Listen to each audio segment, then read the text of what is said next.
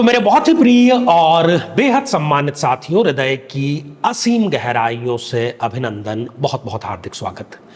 साथियों, medical astrology पे dedicated इस विशेष चैनल पर आपका हार्दिक स्वागत है।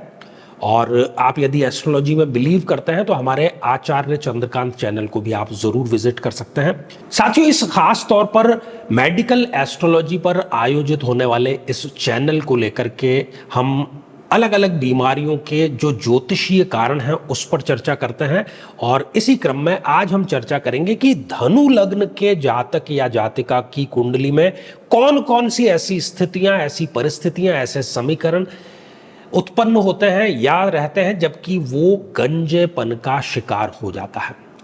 यदि अभी तक आपने अपने लग्न से संबंधित एपिसोड नहीं देखा है तो यहाँ आई बटन में हम आपको उसका लिंक प्रोवाइड करा रहे हैं, जाकर के जरूर देखना, समझना चाहिए और क्या उपाय है उस बारे में भी आपको अवश्य जान लेना चाहिए। साथियों, कई बार जीवन में इस प्रकार की समस्याएं आ जाती है जिसका हमें कारण खोजने पर भी नहीं मिलता, और इसका सीधा संबंध होता है तंत्र बाधा से। जैसे घर में हमेशा किसी न किसी का बीमार रहना, घर में बरकत का ना होना, चाहे कितनी ही आय हो लेकिन खर्च के लिए पैसा कम ही पड़ जाता है, अकारण ही अपने लोगों से शत्रुता हो जाती है। ये सीधे सीधे तंत्र बाधा की तरफ इशारा करते हैं। यदि आप या आपका परिवार इससे पीड़ित है तो आगामी 12 नवंबर 2025 जो कि काल भैरव जयंती है, विशेष रूप से मैं स्वयं और हमारे जो कर्मकांडी पंडित हैं बटुक भैरव स्तोत्र का पाठ करेंगे। अधिक जानकारी के लिए आप हमारे नंबर पर संपर्क अवश्य करें। तो साथियों, ये रही एक धनु लग्न की जन्म पत्रिका। साथियों, जो लग्न भाव है उस लग्न भाव से हम सिर से संबंधित जितनी व्याधियां, जितने बीमारियां हैं उसके बारे में चर्चा करते हैं। और मैं चाहता हूं कि आप अपनी कुंडली अपने समक्ष खोल करके रखें और जो बातें आपको कही जा रही है, जो पॉइंट्स आपको बताए जा रहे हैं उसका मिलान करें, ताकि आपको इस विद्या पर विश्वास हो सके कि हाँ, जो बात कही जा रही है अनुभव सिद्ध है, वैज्ञानिक है, प्रामाणिक है और सटीक है।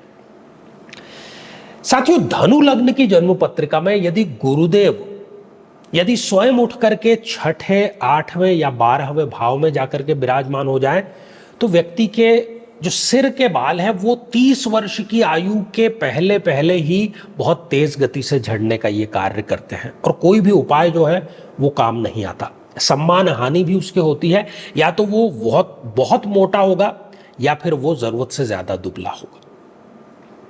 साथियों, दूसरी स्थिति, यदि गुरुदेव स्वयं कुंडली में नीच राशि के होकर के विराजमान हो जाए, नीच राशि के वो होंगे द्वितीय भाव में।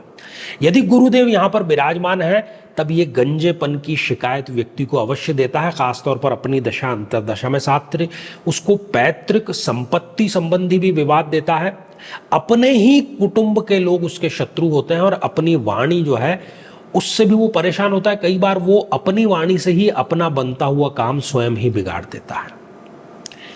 साथियों, इसके अतिरिक्त यदि गुरुदेव जन्म पत्रिका में किसी पाप ग्रह के साथ में युति करके विराजमान है, चाहे वो फिर राहु हो या केतु हो या शनि हो, इस स्थिति में भी व्यक्ति को गंजेपन का शिकार होना पड़ता है। कई बार वो गलत संगत में भी किसी प्रकार के गलत नशे का भी वो सेवन अवश्य करने लगता है।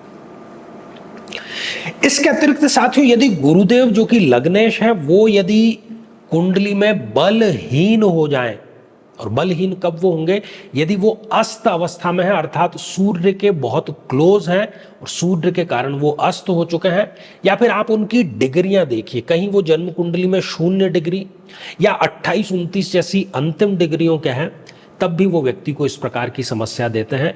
और जिसको हम एक बीमारी है कि चर्बी की गठाने बॉडी में हो जाती है, उसकी भी ये समस्या व्यक्ति को अवश्य दे देते हैं। साथियों, इसके अतिरिक्त यदि लग्न में कोई मारक ग्रह विराजमान है, और जहां तक प्रश्न धनु लग्न की जन्म पत्रिका का है तो इसमें प्रबलतम 3 मारक ग्रह हैं, शनि, चंद्रमा और शुक्र।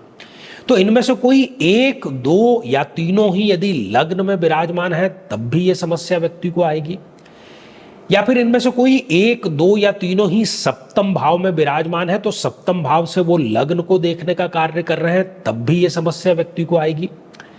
इसके अतिरिक्त शनिदेव यदि 4th हाउस में है, या फिर वो एकादश भाव में है, यहां से वो लग्न को देखने का कार्य कर रहे हैं, तब भी व्यक्ति को ये समस्या आएगी। तो इन सारी बिंदुओं के कारण व्यक्ति को जो गंजापन है उस समस्या का सामना करना पड़ता है। अब ये तो हो गई समस्या। अब इसका समाधान क्या है? तो इसका समाधान यही है, क्योंकि समस्या कुंडली में है, समाधान हम बाहर खोजते हैं, यहीं पर हम सबसे बड़ी गलती करते हैं। समस्या जब कुंडलीगत है तो महादशा मंत्र साधना दीक्षा व्यक्ति को अवश्य करनी चाहिए। और एपिसोड में हमने जो आपको विस्तार से बतलाया है, तो जिस ग्रह की वजह से ये समस्या आ रही है उसके अभिमंत्रित जल का सेवन आपको अवश्य करना चाहिए। ये समस्या आपकी जड़ से अवश्य समाप्त होगी। हाँ, बुजुर्ग अवस्था में जब सभी के बाल झड़ने ही हैं, तब वो समस्या आपके आ सकती है, वो स्वाभाविक भी है। तो साथियों, श्रृंखला ये हमारी आगे भी जारी रहेगी।